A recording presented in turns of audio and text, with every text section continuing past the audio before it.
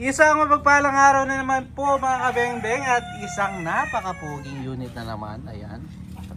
Another manlapat hammer frame type, original manlapat hammer frame type gawa ni Tatang Esteng Manlapat po mga kabengbeng. O yan o.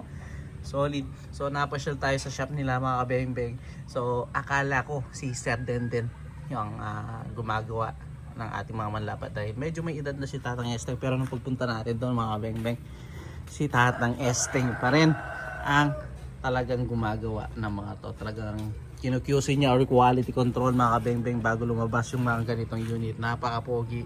So isa po si Sir Griken Soliano Jr. ng Bantayan Cebu ang maswerte nga makakakuha pa ng obra de maestra ni Tatang Esteng Manlapat. Ayan, Sir Griken Soliano Jr. ng Bantayan Cebu. Sir, ito na po ang inyong napakapoging manlapat hammer frame type. Long tank po mga kabengbeng. Nasa 15 to 17 shots lamang po dahil naka-powerize na po. Pero kung hindi po naka-powerize yan, nasa 20 plus to 30 pa po yan dahil long tank yan mga kabengbeng.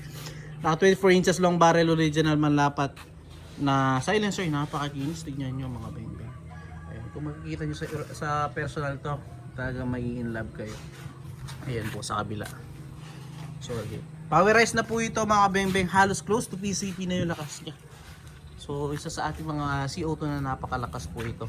So naka BSA black powder 4x6 9x40 46 aluminum receiver, frame type po. Ayan. Dito po siya nilalagyan ng pellet. Then hammer type 2 cock po. No. So sir, ayun po yung ating steel plate. Gamit nating pellet, meteor pellets, undersized and sorted straight from the box na mga bala. So sir, the moment of truth, subukan na po natin ang inyong manlapat hammer frame type po. No, first shot po tayo sir. Second shot. Ganda ng tunog itong mga bengbeng. Pangatlo. Pang-apat. At pang-lima. Grabe yun sir, 5 out of 5. Napakaganda tumama sir, nakita nyo naman. Ayan po yung ating steel plate. Ay, steel plate. Yung ating unit sir, no? So ayan po. So ginamit nating pellets, meteor pellets. So Sir Griken Soliano Jr. ng Bantayan Cebu sir. Ating pupuntahan yung ating naging groupings. So sir, salamat po sa tiwala sir. Nakita nyo naman.